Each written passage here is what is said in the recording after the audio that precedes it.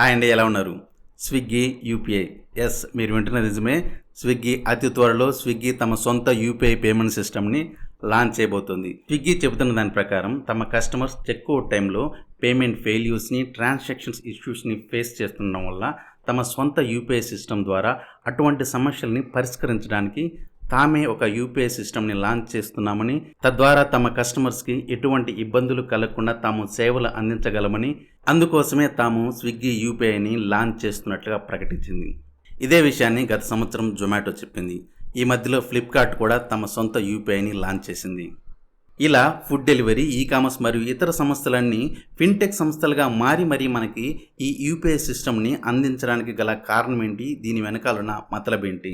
ప్రస్తుతం మనకి PhonePe, Google pay, Paytm ఇలా ఎన్నో రకాల యూపీఐ యాప్స్ అందుబాటులో ఉన్నప్పటికీ మన దేశంలోని ఫుడ్ డెలివరీ మరియు ఈ కామర్స్ సంస్థలు యూపీఐని ఇంతగా ఆదరించడానికి, మనల్ని ఉద్ధరించడానికి గల కారణాలని ఈ వీడియోలో మనం డీటెయిల్గా డిస్కస్ చేయబోతున్నాం. ఈ వీడియో ఎంతో ఇంట్రెస్టింగ్గా ఉండబోతుంది. ఇది మీకు ఎంతో ఉపయోగకరంగా ఉంటుందని నేను భావిస్తున్నాను. ఈ వీడియో మీకు నచ్చితే సబ్స్క్రైబ్ చేయండి, షేర్ చేయండి, లైక్ చేయడం మర్చిపోకండి. గుర్తుంచుకోండి, ఈ స్విగ్గీ కావచ్చు, జొమాటో కావచ్చు, ఫోన్పే కావచ్చు, ఇతర ఏ ఈ కామర్స్ సంస్థలైనా సరే చేస్తున్నది బిజినెస్. వారి ఎయిమ్ ఒకటే, డబ్బు సంపాదించడం. వారేమీ చారిటబుల్ ట్రస్ట్ రన్ చేయడం లేదు. మన మేలు వారికి అసలు అవసరం లేదు. జస్ట్ వారికి కావాల్సిందల్లా వాళ్ళ బిజినెస్ గ్రోత్, దానికి కావాల్సినటువంటి ఫెసిలిటీస్ని వాళ్ళే క్రియేట్ చేసుకోవడం, తద్వారా వాళ్ళు ఎర్న్ చేసుకోవడమే వాళ్ళ ముఖ్య ఉద్దేశం.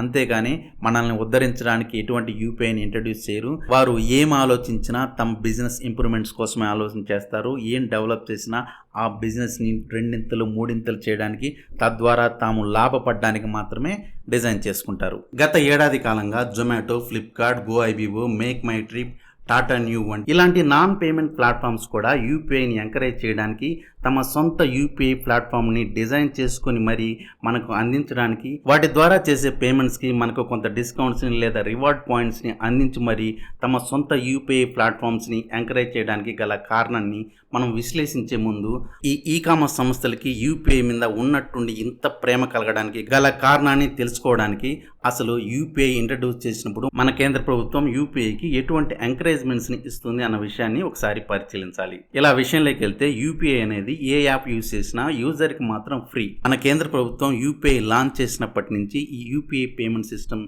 రన్ చేస్తే ప్రతి ప్లాట్ఫామ్కి, అంటే ఫోన్పే, గూగుల్ పే ఇలాంటి ప్రతి యాప్ కూడా తమకు అయ్యే ఖర్చుని, అంటే ప్రతి ట్రాన్సాక్షన్కి అయ్యే ఖర్చుని కేంద్ర ప్రభుత్వమే నేరుగా భరిస్తుంది. అండ్ ఫర్ ఎగ్జాంపుల్, మనం ఒక షాప్ దగ్గరికి వెళ్ళేసి ఇక్కడ 10 రూపాయలు, ఇంకొక షాప్ దగ్గర 20 రూపాయలు, 30 రూపాయలు, 100, 200 సంథింగ్ ఇలా మనం ఒక నెలకి 1,00,000 రూపాయల ట్రాన్సాక్షన్ని యూపీఐ ద్వారా చేసామనుకోండి. ఇలా చేసిన ట్రాన్సాక్షన్ ఛార్జెస్ని కేంద్ర ప్రభుత్వం నేరుగా ఈ యూపీఐ యాప్స్ ఆపరేట్ చేస్తున్నటువంటి ఫోన్పే, గూగుల్ పే, పేటిఎం లాంటి సంస్థలకి రీఫండ్ రూపంలోనూ, ఇతర అలవెన్స్ రూపంలోనూ, డిస్కౌంట్స్ రూపంలోనూ సంథింగ్ వారికి మళ్ళా నేరుగా తిరిగి ఇస్తుందన్నమాట. ఇలా ఈ పేమెంట్ యాప్స్ అన్ని తమకయ్యే ఖర్చుని నేరుగానో ఇండైరెక్ట్గానో గవర్నమెంట్ దగ్గర నుంచి వసూలు చేస్తాయి, అంటే రీఫండ్ పొందుతాయి. ఇక ఈ పేమెంట్ యాప్స్ని యూజ్ చేసే ఈ కామర్స్ సంస్థల విషయానికి వస్తే, ఫర్ ఎగ్జాంపుల్ ఇప్పుడు స్విగ్గీ సొంతంగా తమ యూపీఐని లాంచ్ చేస్తుంది అనుకున్నాం కదా. అదే స్విగ్గీ విషయానికి వస్తే, స్విగ్గీ తమ సొంత యూపీఐ లేనప్పుడు ఇతర యూపీఐ యాప్స్ మీద డిపెండ్ అవ్వాల్సి వస్తుంది. ఇందుకోసం స్విగ్గీ ప్రతి ట్రాన్సాక్షన్కి పేమెంట్ గేట్వే ఛార్జెస్ని ఈ యూపీఐ యాప్స్కి అయితే పే చేయాల్సి ఉంటుంది. ఏ ఈ కామర్స్ సంస్థ అయినా సరే, ఆన్లైన్ ప్లాట్ఫామ్ అయినా సరే, తమ పేమెంట్ గేట్వే సిస్టమ్ని యూజ్ చేసుకున్నందుకు ప్రతి ట్రాన్సాక్షన్కి పర్సెంటేజ్ రూపంలో పేమెంట్ గేట్వే ఛార్జెస్ని పే చేయాలన్నమాట. సో ఒక స్విగ్గీ కావచ్చు, జొమాటో కావచ్చు, ఫ్లిప్కార్ట్ కావచ్చు, గోఐబీబో కావచ్చు, ప్రతి సంవత్సరం వేల కోట్ల రూపాయల ట్రాన్సాక్షన్స్ అయితే జరుపుతూ ఉంటాయి.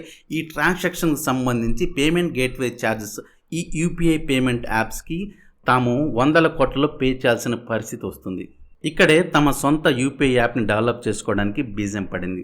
ప్రతి సంవత్సరం 100 కోట్ల రూపాయలు ఈ యూపీఐ పేమెంట్ యాప్స్కి మనం అనవసరంగా పే చేయాల్సి వస్తుంది. ఇందుకోసం సొంత యూపీఐని డెవలప్ చేసుకుంటే సరిపోతుంది అన్న ఒక సొల్యూషన్తో ప్రతి యాప్, ప్రతి ఈ కామర్స్ సంస్థ తమ సొంత యూపీఐతో ముందుకు వస్తున్నాయి. అయితే మనకు వచ్చిన నష్టం ఏంటి అంటున్నారా? ఇక్కడే అసలు కథ ఉంది. ఇప్పుడు ఆ అసలు కథ ఏంటో తెలుసుకోవడానికి ముందు మనం యూపీఐ మనకి ఎంతవరకు అవసరం, ఒక మనిషికి ఎన్ని యూపీఐ యాప్లు అవసరం, ఎన్ని యూపీఐ అకౌంట్స్ అవసరం అనేది మనం ఒక చిన్న విశ్లేషణ చేసుకుందాం. మన ప్రభుత్వ రంగ భీమ్ యాప్ నేరుగా ఉచితంగా మనకి యూపీఐ సర్వీస్ని అందిస్తుంది. అంతేకాదు మనకి ఏ బ్యాంకులో అకౌంట్ ఉన్నా ఆ బ్యాంక్ యొక్క యాప్ ద్వారా మనం యూపీఐ సర్వీసెస్ని యాక్సెస్ చేయొచ్చు. ఇందుకోసం మన ప్రభుత్వం ఎటువంటి రీఫండ్ చేయాల్సిన అవసరం ఉండదు.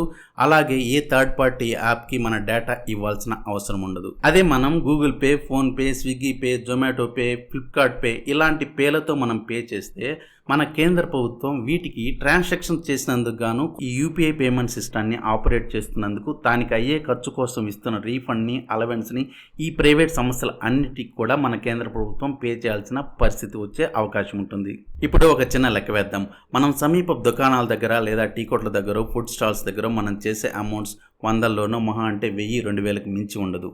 కానీ మనం ఎక్కువ పేమెంట్లు, ఎక్కువ ట్రాన్సాక్షన్లు చేసేదంతా ఈ కామర్స్ మరియు ఫుడ్ డెలివరీ యాప్స్లోనే. ఇప్పుడు మన కేంద్ర ప్రభుత్వం ఈ యూపీఐ పేమెంట్స్ని రన్ చేయడానికి ఇచ్చే రీఫండ్స్, అలవెన్స్ అన్నీ కూడా ఈ ప్రైవేట్ ఈ కామర్స్ సంస్థలకి ఇవ్వాల్సి ఉంటుంది. జస్ట్ ఇమాజిన్, ఈ అన్ని ఈ కామర్స్ సంస్థల్లో జరిగే వందల వేల కోట్ల రూపాయల యూపీఐ ట్రాన్సాక్షన్స్ వాటిని మెయింటైన్ చేయడానికి మన కేంద్ర ప్రభుత్వం ఇచ్చే ఎంకరేజ్మెంట్ ఇప్పుడు నేరుగా ఈ ప్రైవేట్ ఈ కామర్స్ సంస్థలకు కూడా ఇవ్వాల్సిన పరిస్థితి వస్తుంది.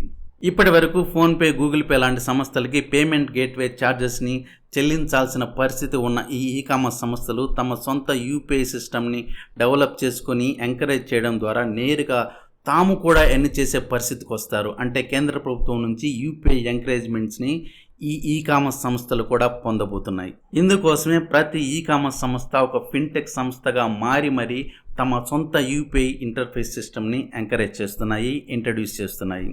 అయితే మనకేంటి, మనం ఏ యూపీఐ ద్వారా అయినా సరే పే చేయాల్సిందే కదా. ఎలాగో ఈ ప్లాట్ఫామ్ సొంత యూపీఐని మనం యూజ్ చేసి పే చేస్తే కొంత రివార్డ్స్, డిస్కౌంట్స్ లభిస్తాయి కదా అని అనుకుంటున్నారా? ఇక్కడే మనకు చాలా పెద్ద ముప్పు పొంచి ఉంది. సాధారణంగా మనకి భీమ్ యాప్లో ఉన్న యూపీఐ అకౌంట్ లేదా మన సొంత బ్యాంక్ అకౌంట్ ఉన్నటువంటి బ్యాంక్ ఆఫర్ చేసే యూపీఐ అకౌంట్లు సరిపోతాయి. అది కాక మనం ఫోన్పే, గూగుల్ పే లాంటి ప్రైవేట్ యాప్స్ని కూడా యూజ్ చేస్తున్నాం. దీనివల్ల మనకు నేరుగా నష్టం లేదు అనుకున్నారంటే పప్పులో కాలేసినట్టే. ఫర్ ఎగ్జాంపుల్, మనం ఏ ఈ కామర్స్ సంస్థలోని యూపీఐ అయినా సరే రిజిస్టర్ అవ్వాలంటే మన బ్యాంకింగ్ డీటెయిల్స్, ఆధార్, ఓటీపీతో సహా వెరిఫై చేయాల్సి ఉంటుంది. ఇట్ మీన్స్ మన ఫైనాన్షియల్ డేటాలో ఎక్కువ శాతం ఆ యాప్ చేతిలోకి వెళ్తాయి. ఇవన్నీ ప్రైవేట్ యాప్స్. ఇవి మన దేశంలోని చట్టాలకు అనుకూలంగా పనిచేస్తున్నప్పటికీ ఇందులోని ఇన్వెస్టర్స్ ఎక్కువ శాతం మంది విదేశీయులు అయి ఉంటారు. అందులో చైనీస్ కూడా ఉండే అవకాశం ఉంది. ప్రజెంట్ మన దేశంలో చైనీస్ డైరెక్ట్ ఇన్వెస్ట్మెంట్స్ ఉన్నా లేకపోయినా వాళ్ళు ఇండైరెక్ట్ ఇన్వెస్ట్మెంట్స్ని చేసి ఈ యొక్క ఈ కామర్స్ సంస్థల్ని రూల్ చేసే అవకాశం ఉంది. తద్వారా మన బ్యాంకింగ్ లేదా ఫైనాన్షియల్ డేటాకి సెక్యూరిటీ తక్కువ. మీరు గమనించే ఉంటారు, ఏదైనా యాప్లో ఒక రిజిస్టర్ అయినా ఏదైనా ఒక యాప్లో పర్చేజ్ చేసినా దానికి సంబంధించిన రిలవెంట్ కాల్స్ మనకు వచ్చి మనల్ని వేపుకు తింటూనే ఉంటాయి. వారికి మనం ఈ వస్తువు పర్చేజ్ చేసామని కానీ లేదా ఈ యొక్క లోన్ కావాలని కానీ, ఇంకొక విషయం, ఆ ఎవరో అన్నోన్ పర్సన్కి ఎలా తెలుస్తుందంటే behind of the apps. So private యాప్స్ని నమ్మొద్దని చెప్పట్లేదు, కానీ అంత సెక్యూర్ కాదని మాత్రం ఖచ్చితంగా చెప్పగలుగుతాను. అందుకోసమే నేను మీకు గంటాపదంగా చెప్పేది ఏంటంటే, నేరుగా మన ప్రభుత్వ రంగ యూపీఐ యాప్ అయినటువంటి భీమ్ యాప్ని యూజ్ చేయండి, లేదా మన బ్యాంక్ ఆఫర్ చేసే బ్యాంక్ యూపీఐని యూజ్ చేయండి. ఇక మనం ప్రైవేట్ యూపీఐస్ యూజ్ చేయడం ద్వారా మన దేశానికి వచ్చే నష్టం ఏంటి అంటారా? ప్రతి సంవత్సరం మన కేంద్ర ప్రభుత్వం యూపీఐని ఎంకరేజ్ చేయడానికి UPI payment system private apps అన్ని రన్ చేసినందుకు గాను వాళ్ళకి ఎంకరేజ్మెంట్ కిందనో, రీఫండ్ కిందనో, ఇతర అలవెన్స్ కిందనో వేల కోట్ల రూపాయలని రీఫండ్ చేస్తుంది. అదే మనం అఫీషియల్ భీమ్ యాప్ని కానీ మన బ్యాంక్ ఆఫర్ చేస్తున్న యూపీఐని కానీ యూజ్ చేయడం వల్ల మన కేంద్ర ప్రభుత్వం ప్రతి సంవత్సరం ఈ ప్రైవేట్ యాప్స్కి పే చేస్తున్నటువంటి రీఫండ్ అయితే మనం అడ్డుకోగలుగుతాం. తద్వారా మన దేశ ఎకానమీలో వందల కోట్ల రూపాయలని మనం సేవ్ చేయగలిగిన వాళ్ళం అవుతాం.